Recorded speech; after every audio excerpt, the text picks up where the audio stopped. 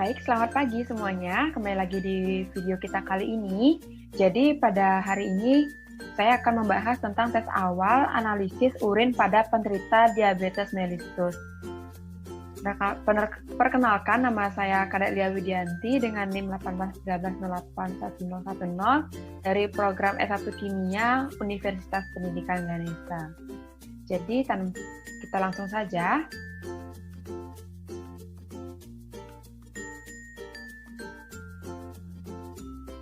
Nah, untuk soal yang pertama, sebutkan minimal 3 komponen urin manusia. Menurut Suwokto dan kawan-kawan pada tahun 2013 menyatakan bahwa pada keadaan normal, urin pada manusia mengandung berbagai ion seperti ion Ca2+, Mg2+, iodium, klorida sebagai NaCl, urea, kreatinin, amonia, asam urat, sulfat, fosfat, oksalat, asam amino, vitamin, hormon, dan juga enzim. Selanjutnya, kita akan membahas soal nomor 2. Di mana soal nomor 2 yaitu sebutkan sifat-sifat fisikal dari urin. Pada keadaan normal, sifat fisika dari urin yaitu urin yang terbentuk berwarna kuning muda dan jernih dengan bau khas yang dipengaruhi oleh jenis makanan. Berat jenis urin yaitu 1,003 sampai 1,030 dan pH yang bersifat asam yaitu 6 dan yang bervariasi antara 4,9 sampai dengan 8. Selanjutnya,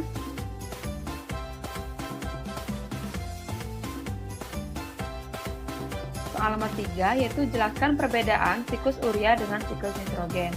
Jadi, siklus nitrogen adalah suatu proses konversi senyawa yang mengandung unsur nitrogen menjadi berbagai macam bentuk kimiawi yang lain. Transformasi ini dapat terjadi secara biologis maupun non-biologis. Sedangkan siklus urea merupakan bagian dari siklus nitrogen yang meliputi reaksi konversi amonia menjadi urea.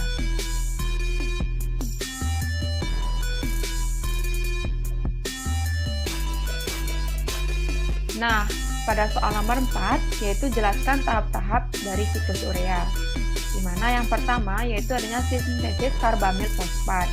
Ion amonium, karbon dioksida, dan fosfat yang berasal dari ATP sebagai bahan baku reaksi berkondensasi guna membentuk karbamil fosfat dikatalis oleh enzim karbamil fosfat sintase 1, yaitu enzim yang terdapat pada mitokondrium hati organisme urotelik. 2 ATP yang dihidrolisis selama reaksi lain menyiapkan tenaga penggerak untuk sintesis 2 ikatan kovalen, ikatan amida, dan ikatan campuran asam karboksilat, asam fosfat, anhidrida dari karbamil fosfat. Dengan kata lain, reaksi ini membutuhkan energi ditandai dengan adanya perubahan ATP menjadi ADP. Nah, selanjutnya selain Mg2+, suatu asam dikarboksilat lebih disukai N-asetil glutamat di mana peranannya dalam reaksi ini sebagai kofaktor. Kofaktor ini mengakibatkan banyak perubahan konformasional atau penyesuaian bentuk dalam struktur karbamil fosfat sintase yang membuka atau mengekspos gugus sulfidril tertentu, menyembunyikan gugus lainnya, dan mempengaruhi afinitas enzim untuk ATP. Siklus selanjutnya yaitu sintesis citrulin. Setelah reaksi sintesis karbamil fosfat kemudian ialah reaksi sintesis citrulin, di mana reaksi ini berlangsung di matriks mitokondria hati. Sama seperti reaksi sintesis karbamil fosfat, pemindahan gugus karbamil dari karbamil fosfat ke ornitin membentuk citrulin plus PI atau ostofosfat atau fosfat anorganik dikatalis oleh enzim L-ornitin transkarbomilase mitokondria hati. Reaksi sangat karakteristik untuk ornitin serta keseimbangan cenderung kuat ke sintesis citrulin. Siklus yang ketiga yaitu sintesis asam argininosuksinat.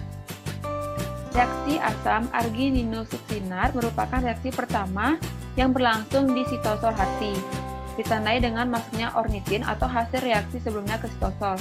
Pada reaksi sintesis asam argininosuksinat, aspartat serta citrulin ini akan diikat bersama melalui gugus amino aspartat, diikat bersama dengan enzim arginosuksinat sintetase. Reaksi ini memerlukan ATP yang ditandai dengan adanya perubahan ATP menjadi AMP, serta keseimbangan cenderung kuat ke sintesis arginosuksinat.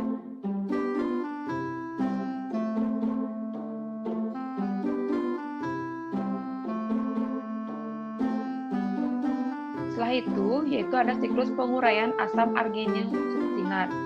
Reaksi penguraian asam arginosuksinat berlangsung di sitosol hati. Penguraian asam arginosuksinat memproduksi arginin dan asam fumarat. Reaksi ini dikatalis oleh enzim arginosuksinase, satu enzim yang berasal dari hati dan jaringan ginjal. Reaksi berlangsung melalui mekanisme pembuangan trans. Fumarat yang dibentuk bisa dikonversi menjadi oksaloasetat melalui reaksi fumarase dan melat dehidrogenase dan kemudian ditransminasi untuk membentuk kembali atau regenerasi aspartat. Nah, setelah itu, pembelahan arginin menjadi ornitin dan urea. Reaksi ini melengkapi siklus urea dan membentuk kembali atau regenerasi ornitin, substrat untuk reaksi 2. Pembelahan hidrolitik gugus guanidino dari arginin akan dikatalis dengan arginase yang berada dalam hati semua organisme ureotelik. Dalam jumlah yang kecil, arginase juga berada dalam jaringan ginjal, otak, kelenjar mamae, jaringan testikuler, dan kulit. Arginase hati mamalia diaktifkan oleh CO2+ atau Mn2+, ornitin, dan lisin merupakan penghambat kuat yang bersaing dengan arginin. Apa yang dimaksud dengan oligoria? Jadi ini soal untuk nomor 5, yaitu oligoria adalah di mana jumlah urin yang dikeluarkan sedikit atau kurang dari jumlah normal. Soal nomor 6, apakah tujuan penggunaan bahan pengawet pada pengumpulan urin 24 jam? Jadi, sampel pengumpulan urin 24 jam digunakan untuk menganalisis kadar kreatin urin. Pada sampel urin 24 jam digunakan bahan pengawet agar kadar kreatin, fosfor, atau kalsium yang terkandung dalam urin tidak mengalami perubahan.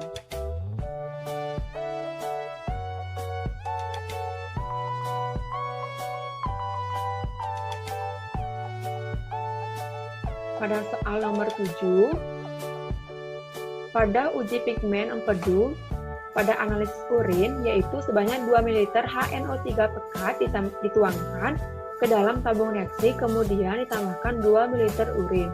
Perubahan warna yang terjadi diamati. Jelaskan reaksi kimia yang mungkin terjadi. Nah, saat empedu dioksidasi oleh oksidator kuat, yaitu HNO3, membentuk derivat-derivat yang berwarna dari hijau menjadi biru, ungu, merah, dan jingga. Senyawa HNO3 merupakan oksidator kuat. Oleh oksidator ini, bilirubin akan dioksidasi yang akan menimbulkan warna yang bermacam-macam. Jadi, reaksi kimia yang terjadi yaitu oksidasi bilirubin oleh HNO3.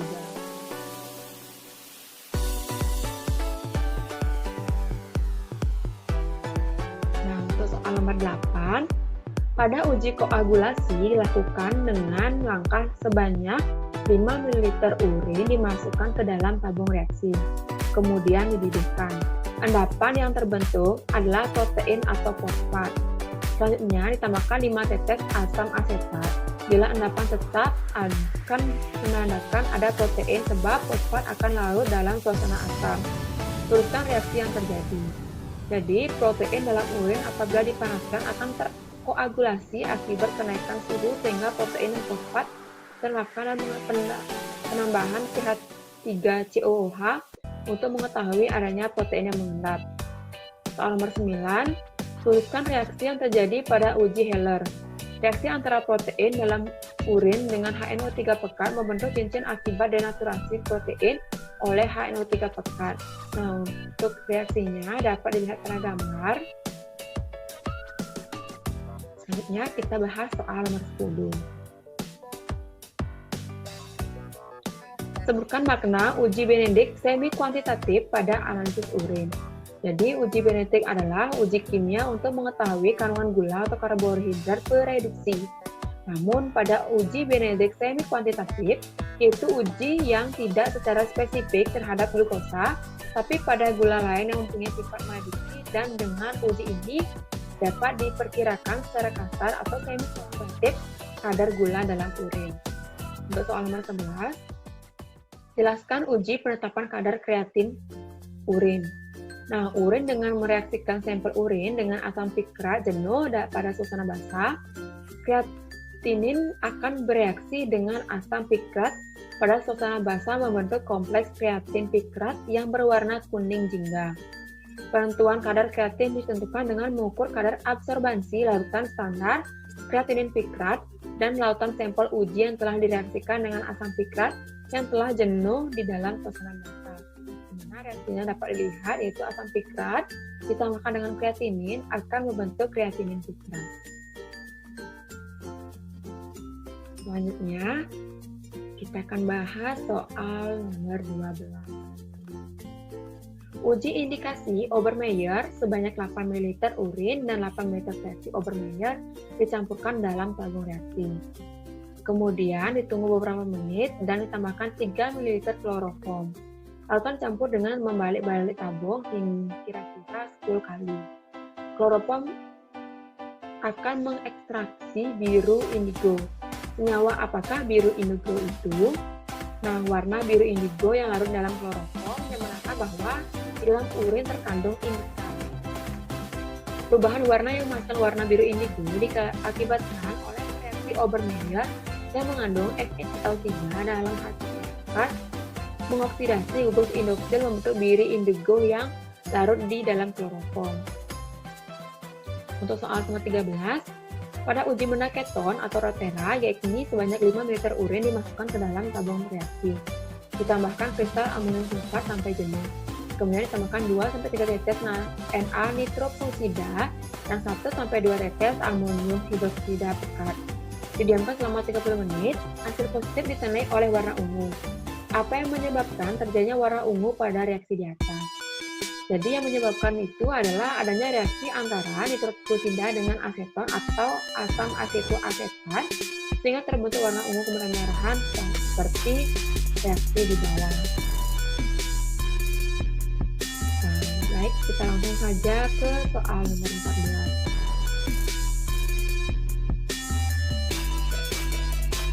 Jadi untuk soal nomor 14, jelaskan peran enzim arginosuksinat liase. Nah, peran enzim arginosuksinat liase adalah untuk memecah L-arginosuksinat menjadi fumarat dan L-arginine. Soal nomor 15, seiring dengan makin lamanya berpuasa, otak mulai menggunakan badan keton sehingga glukosa darah dapat dipertahankan. Jumlah protein yang diurai menjadi asam amino untuk glucogenesis juga berkurang. Jelaskan akibat yang akan terjadi pada siklus urea. Jadi jumlah protein otot yang diurai menjadi asam amino untuk gluconeogenesis berkurang sehingga menyebabkan terjadinya penurunan pembentukan urea. Oke, baik, sekian pembahasan dari tes awal kita pada kali ini. Jadi saya ucapkan terima kasih. Sampai jumpa di video berikut-berikutnya.